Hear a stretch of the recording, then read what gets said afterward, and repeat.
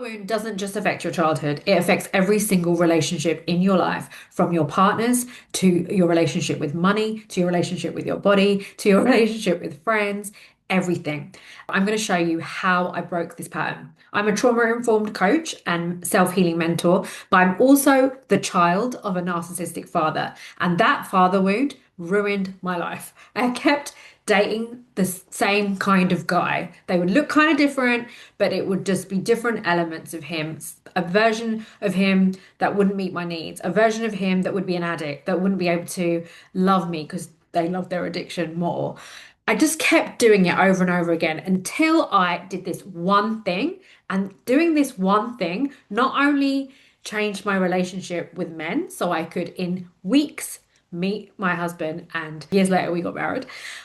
And not only that, but you can use the exact same process to change your dysfunctional relationship with anything, whether it be money, whether it be your body, whether it be friends, whether it be success, anything at all, because you are about to learn how to raise your standards. Your father give you a relational blueprint of how to do relationships. What is a must have? What is part of the relationship? Like, you learn everything. So my dad taught me that I should be happy with crumbs, that my feelings were not allowed, that it was about everybody else and their needs.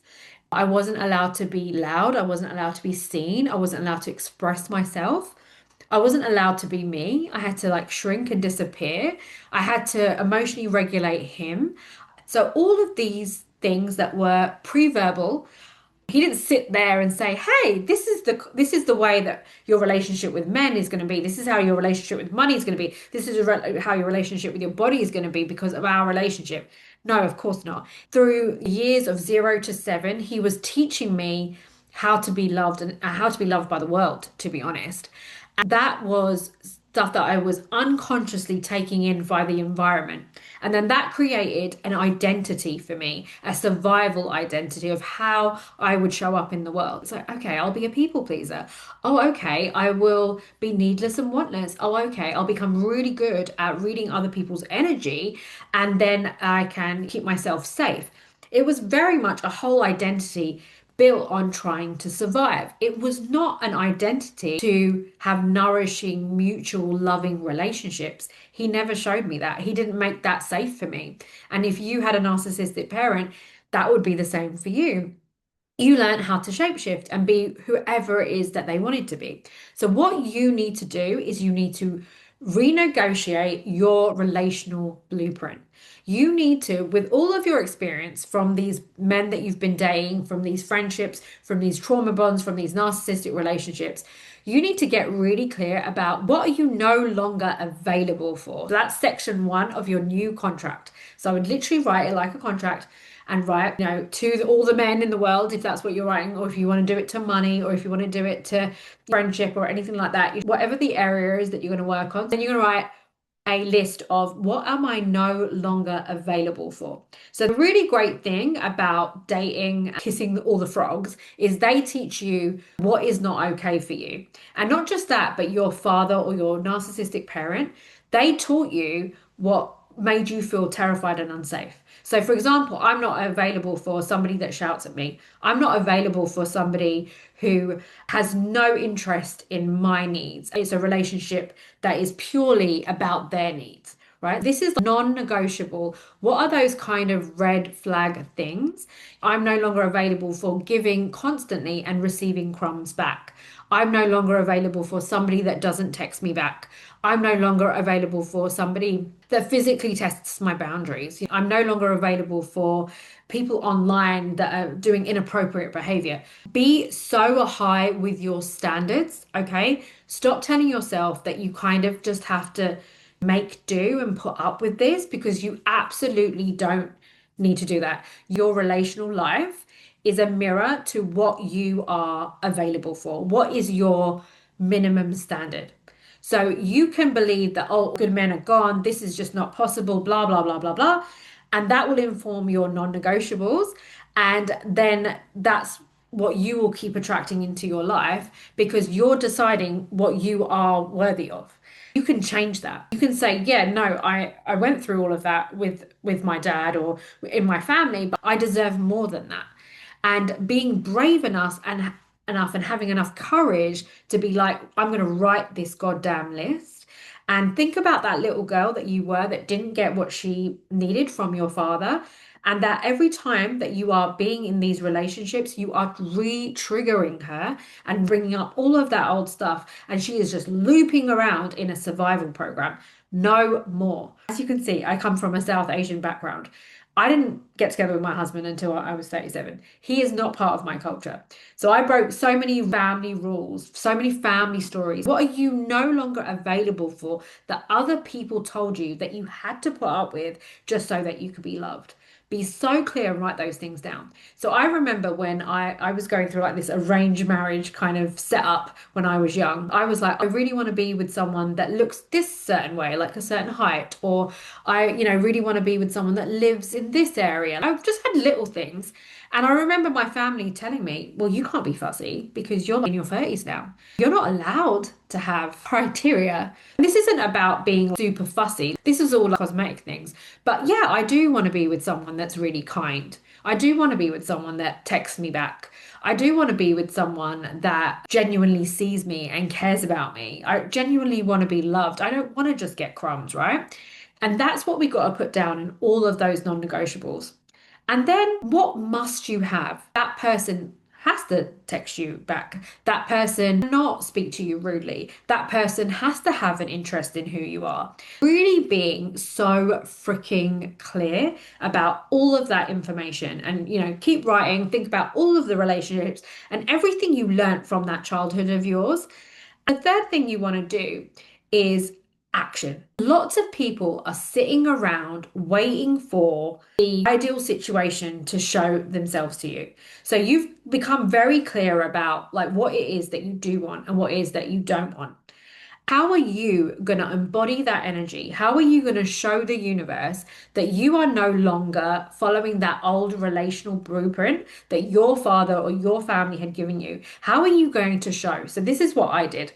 I got really clear on this. And by the way, if you comment healthy love, I have a tracker, a spreadsheet. So you can put in all of your no longer available for red flags, must haves, your green flags. And you can put in some nice to have things that you would quite like, but it's not a must have, it's a more of a nice to have. And that's completely free. If you just comment healthy love, and we will send it to you in the comments.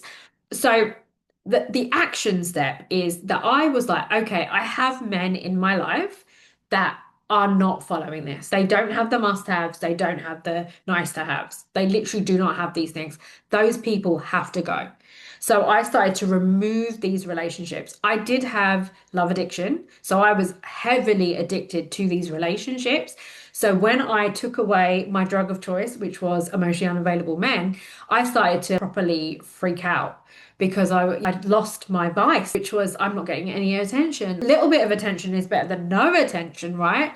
Because I was in that void of like, there is no love here. Oh my God, what am I going to do? I might as well just go back.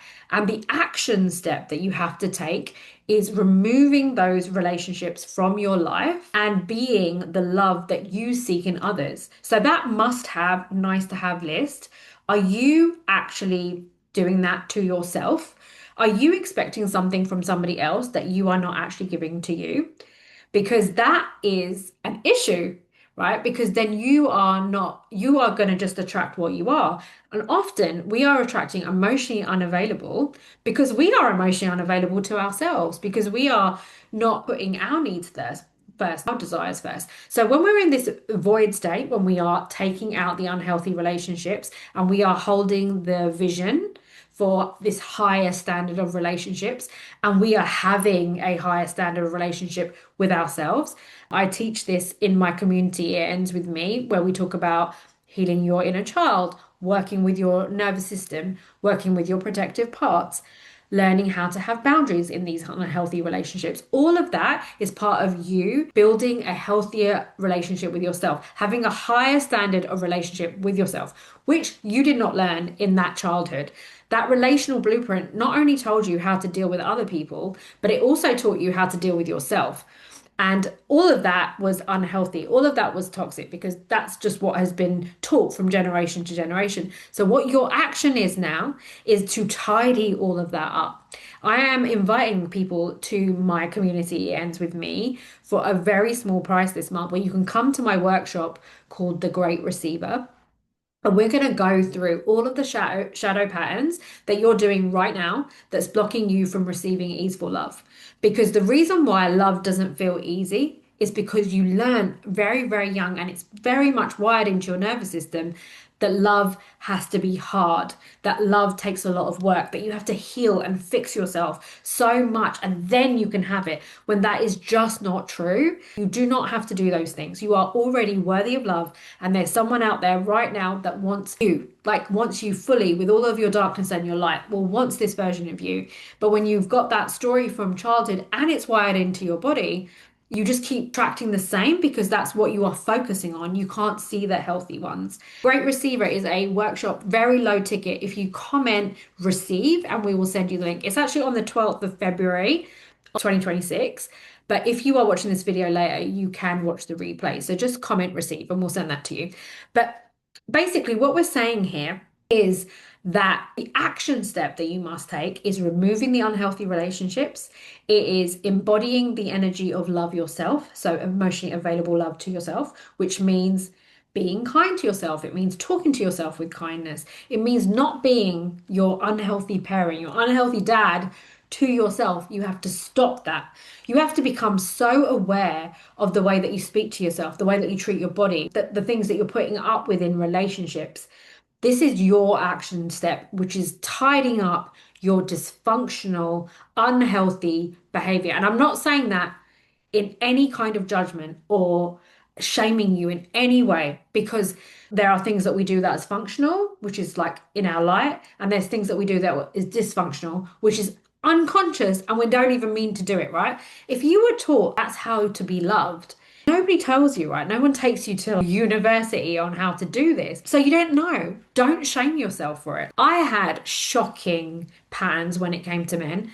I was a full-on love addict. So I would become so obsessed with someone that I wasn't even dating, and then spend years like not taking care of myself, laying awake at night, just trying to figure out a way of how could I get the guy to choose me. I was so dysfunctional, and I do not have that pattern at all anymore. And it all started by removing them and sitting with the void, and the void of what is it that I need? What do I feel? How can I give that to myself?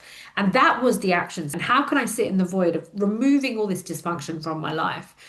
And that when I did that, that meant I became very clear about what my non-negotiables were and what my must-haves were, what I would quite like. So that when that man presented himself to me, I could see him because I wasn't focused all of my energy and attention on the men that reminded me of my father. I wasn't busy on them. I was busy taking care of me, and I was busy breaking that so that I could totally see him. Also, I didn't sabotage it because I felt worthy of it, because I had been building a relationship with myself, which was love. So therefore, when somebody else is offering it to me, I'm like, yeah, you know what? I can have this. Write that contract out, must-haves, non-negotiables, what your action steps is. This is not a passive waiting exercise. This is you straight away going, okay, I am going to take responsibility for my energy, my frequency. My thoughts, my feelings, and actions are of a woman that believes that she is allowed to have all of these things. Your inner child is going to say some things. Your nervous system is like going to be like, oh my God, this is too much. I don't deserve a man like this. How could I have a man like this? And you have to like be the parent to that part and be like, sweetheart, just because you didn't have a dad like that does not mean that you're not allowed to have a man like that. One of the stories I had recently, am I really allowed to have more? It's like, yes, you are allowed to have more. Why do we think that it's okay to have these incredibly low standards for relationships? Because of what we've been taught, what society tells us, right? But when we raise our standards, that means the world has to raise its standards as well. If women started to expect more from men, as in healthy, functional men, they will have to raise their standards in society as well. So it's a brave, courageous thing to do, to be like, I'm not putting up with this anymore. And not just that, you're not going to sit around waiting for your list to come to you. You are going to be living your life. You are going to be taking really good care of yourself. You are going to be tending to all of your emotional needs. You are going to be watching your mental thoughts. You are going to be taking care of your nervous system so you can feel safe in that void. And it will bring up loneliness because you've basically gone, okay, well, I'll just take conditional love because it's better than not having anything at all. It really isn't, guys. It is not better. I say that from experience. Conditional love is chaotic. Having the void is peaceful. And it's, yes, lonely, and it brings up lots of things that need to come up so that you can almost go through a purification process. And that through that, you then begin to see opportunities come in front of you that you didn't see before because you are now at that frequency. This is the David Hawkins energy scale. When in the toxic relationships, we are vibrating from shame. But when we are working on our inner world and we're also having boundaries from the dysfunctional relationships, we then are basically raising our vibration to the frequency of love, to the frequency of gratitude. And because of our relationship with ourselves in the present moment, we are not looking for somebody else to give us validation. We're not trying to control things or fix things. When we are doing that, you will get like little nudges that will tell you what your next step is. So your first step is to absolutely to sort your energy out. And then your next step might be go to that co-working space. Or for me, it was like go change your job. And that's where my husband was. That's what will happen because you're vibrating at that higher frequency. But in order to do that, you have to step away from the dysfunctional relationships. You have to be really clear about what you do and do not want. And you have to have that emotionally available relationship with yourself, which is a very tender experience because it will remind you of how you've not been loved. Something that really supports you on that is being in community with other people that have been through the childhood experiences that you've been through and are also in recovery for it as well. This is a recovery journey from the childhood that you had to embody the frequency of someone that believes she is worthy of a higher standard of love and is dropping all the survival patterns of her past, which is like the people pleasing, the chasing, the love addiction, all of these things. She's like getting rid of that. And that when you do that, and you are supported in community with a mentor like myself that's been through it and other women, you catch those patterns really, really quickly. Client Sharon, she has found herself in a healthy relationship, and then she's able to come into that community and be like, is this normal? Is this healthy? Is this not? This is my pattern. This is what I'm doing. So that she can actually enjoy that relationship and actually nourish it so it can go to like the soulmate and the marriage and all the things rather than be like, am I in my pattern again? I don't know because I don't know what normal or healthy is. That's why having a community space is so important in this recovery journey because it's relational healing recovery. And you can come into that at a low ticket if you just comment receive and you come to my next workshop, you can watch the replay. Write your contracts, sign them, keep them safe, evaluate every week, every month. Are you letting some of those boundaries in? What are you doing? I would have 1 week where I would contact the person, and then 3 weeks where I wouldn't, and then it would be 2 months, and then it would be 3 months. It wasn't a perfect process. It is a journey, and that's normal. That's a normal part of recovery. And that when you feel really edgy because like you're feeling really lonely, you might go back. But then it's like, okay, what did I learn from that time? Like, do it consciously and be like, okay, well, I'm going to go back. But okay, that person's teaching me that they're still the same. They have nothing interesting to say. They are not interested in me whatsoever. Who cares? And that's part of the journey. And doing it with consciousness and being like, okay, I learned that time. Let me now go for 3 months and 4 months and all the things. And if you keep doing that and shedding those layers, you will find your person and they will find you. So raise your standard. That is the one thing with the 3 steps, a contract with the must-haves, the non-negotiables, and the very important thing, what are you going to be doing right after this call to be that version that follows that list? How are you going to be her? How are you going to take care of yourself? How are you going to show up with love? It's not passive. And I will see you in the next video.